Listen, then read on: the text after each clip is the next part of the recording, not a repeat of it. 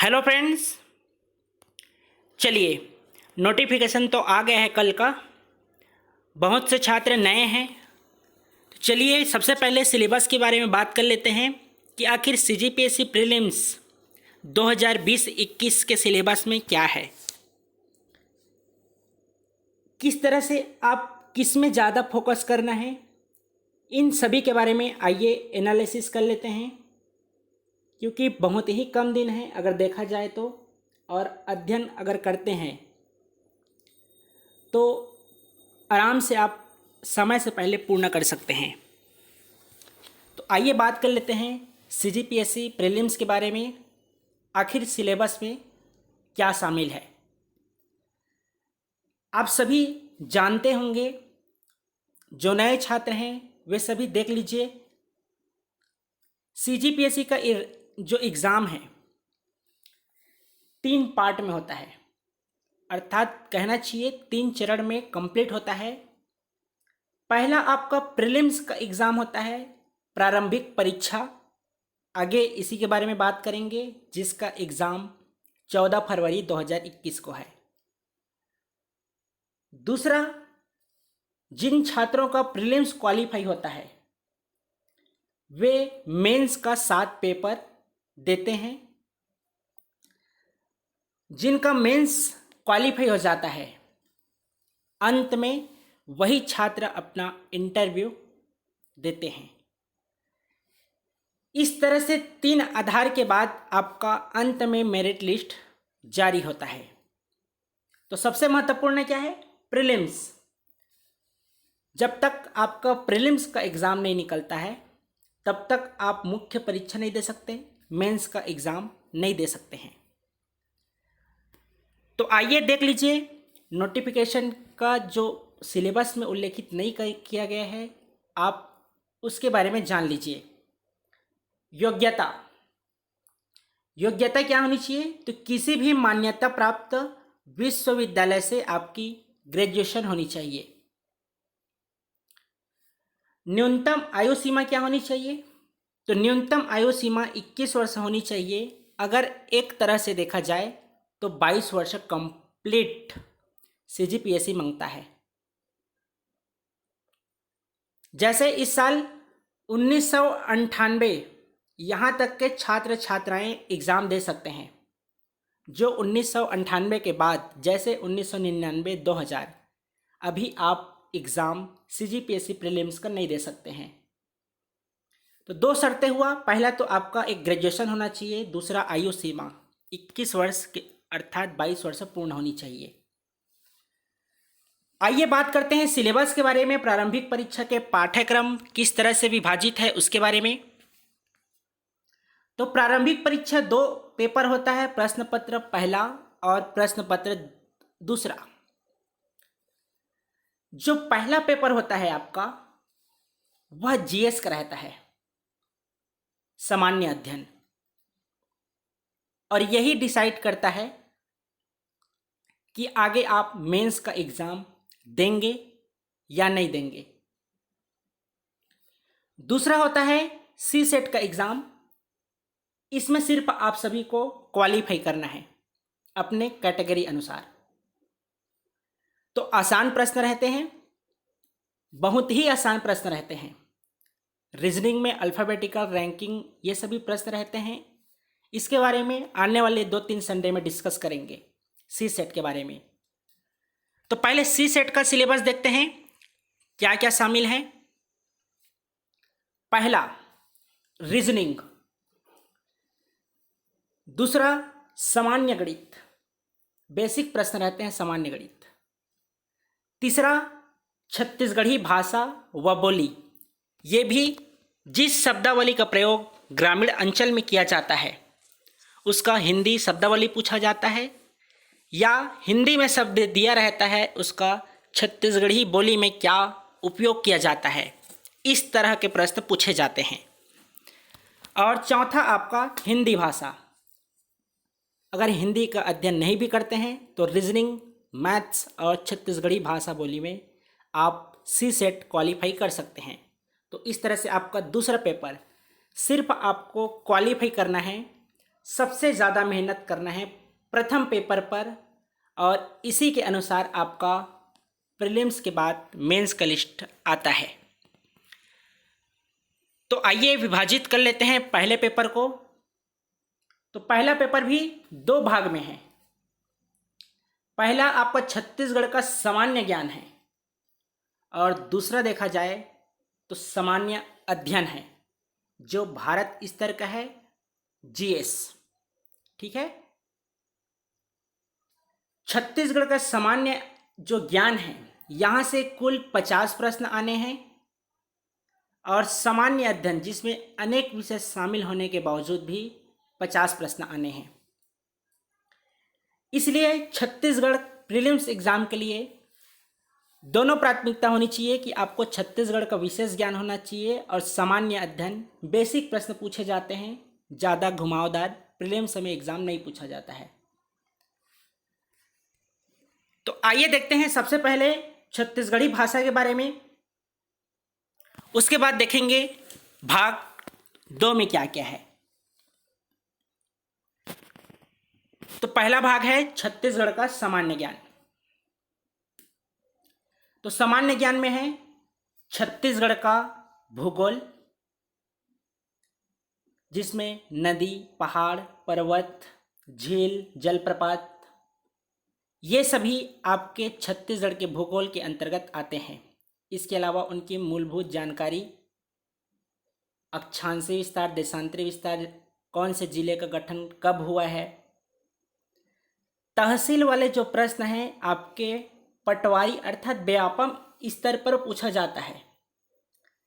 Prelims exam में अगर basic प्रश्न में पूछा जाता है तो सिर्फ जिलों की जो संख्या है उसमें कौन से जिले का गठन कब हुआ है इसका वर्ष पूछा जाता है। दूसरा जलवायु है, तो आपको भारत की भी जलवायु पढ़ना है और छत्तीसगढ़ की जलवायु को अध्ययन करना है।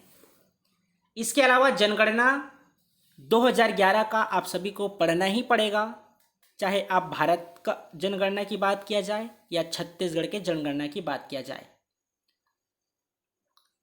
इसके अलावा पुरातात्विक एवं पर्यटन केंद्र, यह भी पूछा जाता है कि कौन से जिले में किस मंदिर का स्थापना हुआ है, कौन सा पुरातात्विक साक्ष्य प्राप्त हुए हैं। इसके अलावा कौन कौन से पर्यटन केंद्र हैं, यह भी आपके छत्तीसगढ़ के सामान्य अध्ययन के में पूछा जाता है। दूसरा में क्या है, छत्तीसगढ़ का इतिहास, प्राचीन मध्यकालीन। इसके अलावा स्वतंत्रता आंदोलन में छत्तीसगढ़ का योगदान, जिस तरह से भारत में भारत छोड़ो आंदोलन के अलावा विभिन्न स्वतंत्रता आंदोलन हुए हैं, भारतीय इतिहास में पढ़ेंगे। इसको तुलनात्मक रूप से हम अध्ययन करेंगे, एक तरफ भारतीय इतिहास, दूसरे तरफ छत्तीसगढ़ का इतिहास, ताकि समझने में आसानी हो। तो आपको अध्ययन करना है छत्तीसगढ़ का इतिहास एवं स्वतंत्रता आंदोलन में छत्तीसगढ़ का क्या योगदान रहा है, जिसमें से आपका स्वतंत्रता आंदोलन में छत्तीसगढ़ का योगदान इस तरफ से ज़्यादा प्रश्न पूछे जाते हैं। तीसरा है छत्तीसगढ़ की जनजातियाँ। कल से प्रारंभ होगी सुबह 6 बजे, सभी तैयार रहिएगा। सामान्य परिचय से प्रारंभ करके अंत में हम भारत की जनजातियां की ओर प्रवेश करेंगे। छत्तीसगढ़ के जनजातियां में क्या है, विशेष परंपराएं, तीज एवं त्यौहार, पकवान, नृत्य। इसके अलावा जो इनका परिवार है, विवाह है, इन सभी के बारे में आने वाले दिनों में अध्ययन करेंगे। आखिर क्या कार्य करते हैं, इनकी स्थिति कहाँ पर है, किस बोली का प्रयोग करते हैं, कितने उपसमूह में विभाजित हैं, इन सभी का अध्ययन हम छत्तीसगढ़ की जनजातियाँ, विशेष परंपराएं, तीज एवं त्यौहार के अंतर्गत करते हैं। चौथा, छत्तीसगढ़ की अर्थव्यवस्था, वन एवं कृषि। तो छत्तीसगढ़ की अर्थव्यवस्था में आपको आर्थिक सर्वेक्षण पढ़ना है, आर्थिक सर्वेक्षण पढ़ना है, वन का प्रशासनिक ढांचा पढ़ना है और कृषि से संबंधित कौन सा जिला अग्रणी है और कौन से फसल में है, इसके बारे में भी आपको अध्ययन करना है कि खरीफ में, रबी में कौन सा जिला अव्वल है, अंतिम में है, कहाँ उत्पादन किस तरह से होता है और कौन सा फसल का होता है। इन सभी के बारे में आप चौथे बिंदु में अध्ययन करते हैं। पांचवा सिलेबस में है छत्तीसगढ़ का प्रशासनिक ढांचा।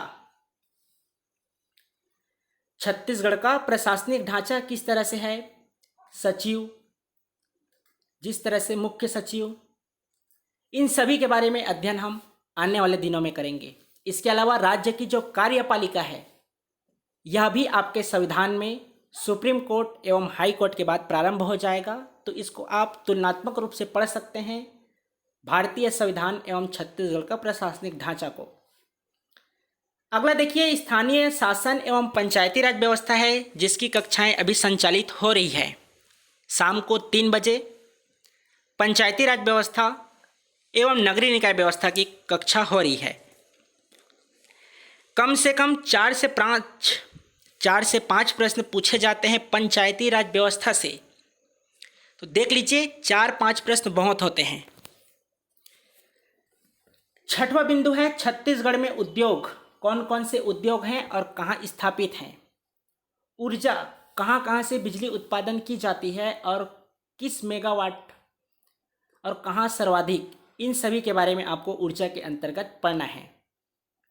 जल एवं खनिज संसाधन, नदी के बारे में भी पढ़ना है और खनिज संसाधन में कौन सा जो जिला है, जितने भी खनिज हैं, कोयला, चूना पत्थर, बॉक्साइट, सोना, कहाँ कहाँ पाया जाता है, किस जिले में उत्पादन कितना है, भंडारण किस तरह से है, विभिन्न आंकड़ा आपको छठवें बिंदु के अंतर्गत अध्ययन करना पड़ेगा।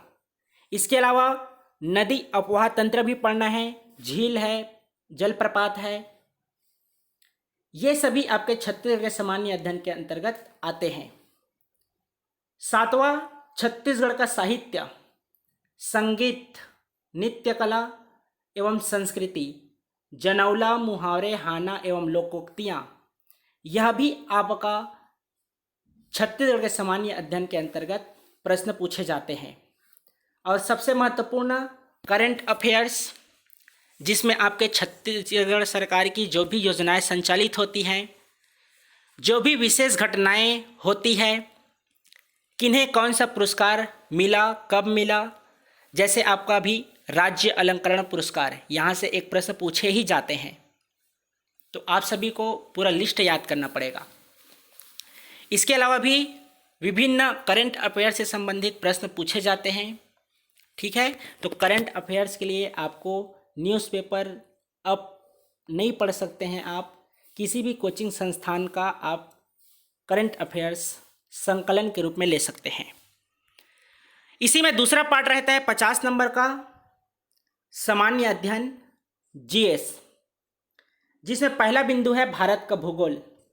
कहीं कुछ लिखा नहीं गया है कि भारत के भूगोल के अंतर्गत क्या पूछा जाएगा, लेकिन परंपरागत रूप से आप देखें विभिन्न वर्षों में पूछे गए प्रश्नों के अनुरूप, तो जो आपकी भारत के भूगोल की कक्षा संचालित हो रही है रात के 8 बजे, वह सफिशिएंट है, पर्याप्त है उतना अगर आप पढ़ लेते हैं तो। दूसरा, भारत का संविधान एवं राज्य व्यवस्था, इससे भी प्रश्न पूछे जाते हैं, 3 से 4 प्रश्न। तो कक्षाएं हो रही हैं संविधान का, आप सभी को अध्ययन करना चाहिए।